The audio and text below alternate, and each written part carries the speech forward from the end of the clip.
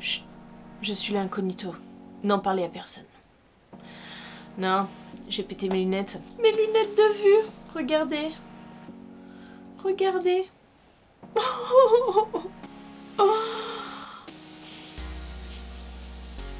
Bah du coup, on va acheter un peu moins de livres et on va racheter une paire de lunettes.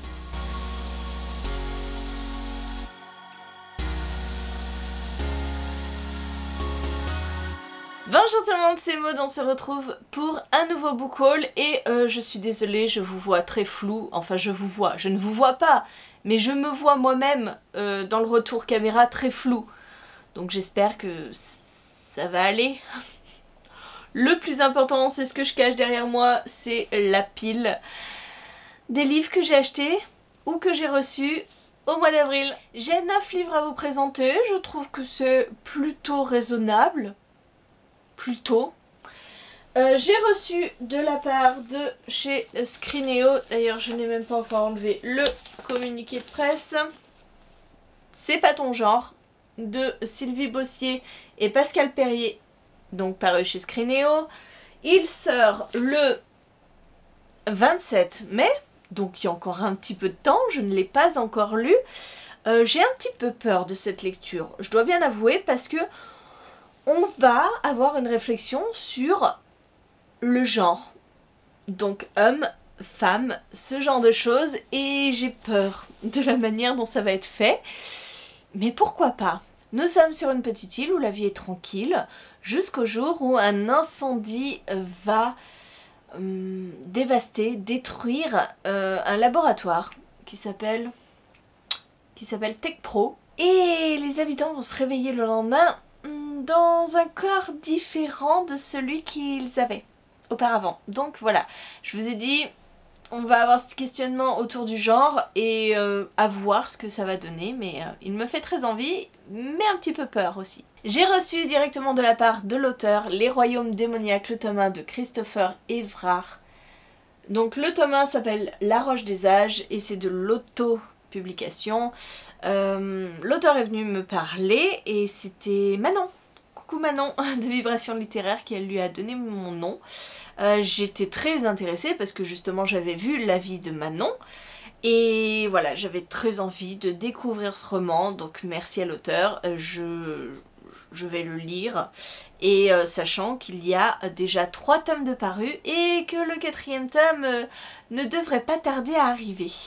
On est dans un roman de fantasy et quand vous voyez l'intérieur de ce livre, vous ne pouvez que craquer parce que alors, vous avez les en-têtes comme ceci et vous avez même des illustrations. Donc j'ai très hâte de le découvrir et je vous en parlerai très bientôt. Un livre dont je vous ai déjà parlé, il s'agit du jour où de Paul Béarn, paru chez Big Bang. Je l'ai reçu juste pour la semaine à lire, donc je l'ai lu, je l'ai bouffé en 2 jours lors de la semaine à lire. On est dans un roman post-apo où il ne reste que les bébés, enfants, adolescents. Tous les autres au-dessus de 17 ans, tous les autres adultes, se sont endormis le jour du marchand de sable. Sauf que voilà, le problème qui se pose, c'est que ces ados, ces enfants et ces bébés n'ont jamais trop été habitués à vivre sans leurs parents, à vivre sans les règles de leurs parents, à survivre. Et ça va vraiment partir en cacahuète. Je vous renvoie à la vidéo que j'ai faite de mon point lecture sur ce livre, mais on est clairement dans un roman post-apo bien dur, bien violent, donc âme sensible, s'abstenir. C'était dur à dire ça. Âme sensible, s'abstenir. C'est mieux. J'ai reçu de la part de chez Screenéo Le désert des couleurs de Aurélie Wellenstein, que j'ai beaucoup aimé. Hein, voilà, mon point lecture est déjà sorti aussi, donc je vous renvoie aussi. On est dans un roman, on peut dire post-apo, hein, puisque l'humanité est morte. Un désert recouvre la totalité de la planète et nous allons suivre des survivants qui survivent tant bien que mal dans le cratère d'un volcan et ils vont dépêcher des ambassadeurs, enfin des explorateurs pour aller voir ce qui se passe au-delà du désert. Sauf que ce désert est très dangereux puisque chaque grain de sable est un souvenir perdu par un être vivant. Donc vous voyez qu'il n'y a plus beaucoup d'êtres vivants s'il y a un désert complet qui est rempli de leurs souvenirs. Bref, c'était hyper original, j'ai beaucoup aimé. Et enfin, pour les services presse, je termine avec L'Empire d'écume, le tome 1, La fille aux éclats d'os de Andrea Stewart, paru chez Big Bang.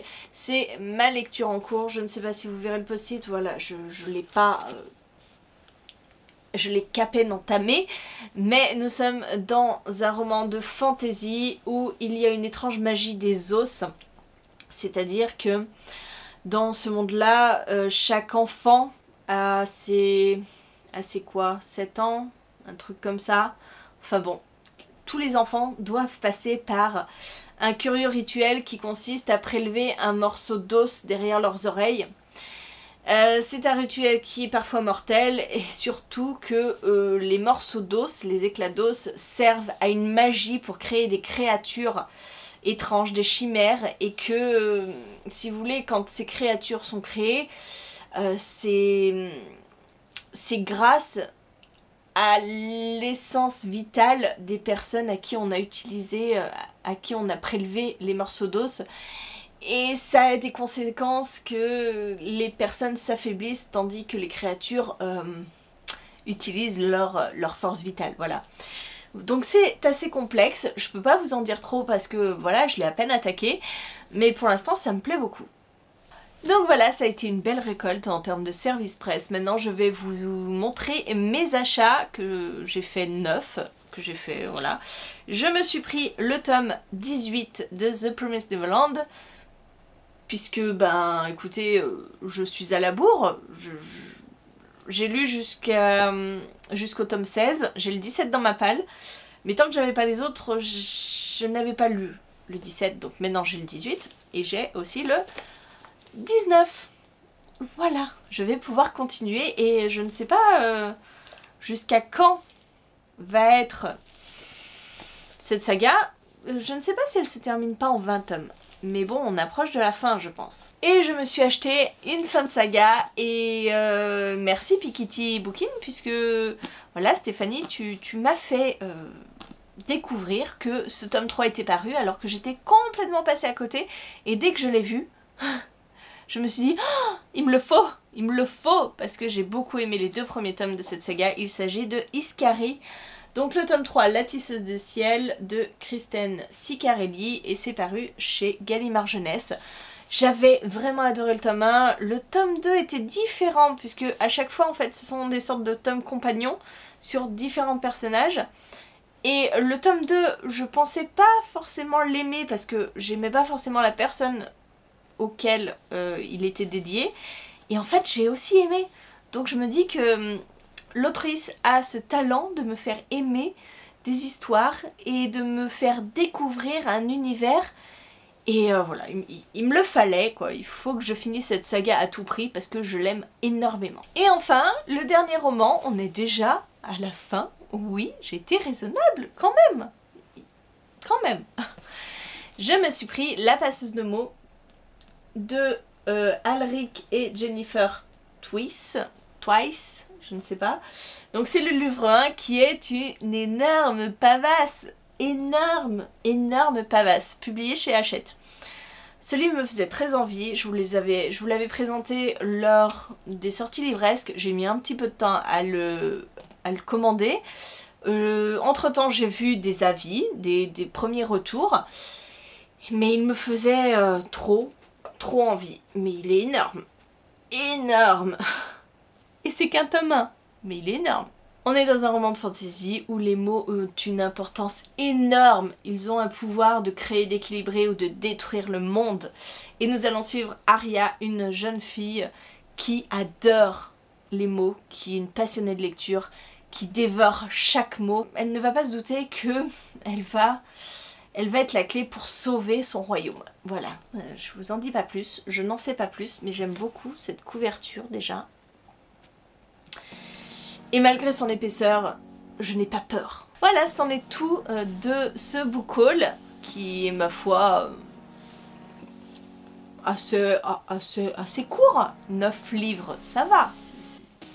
Ça va.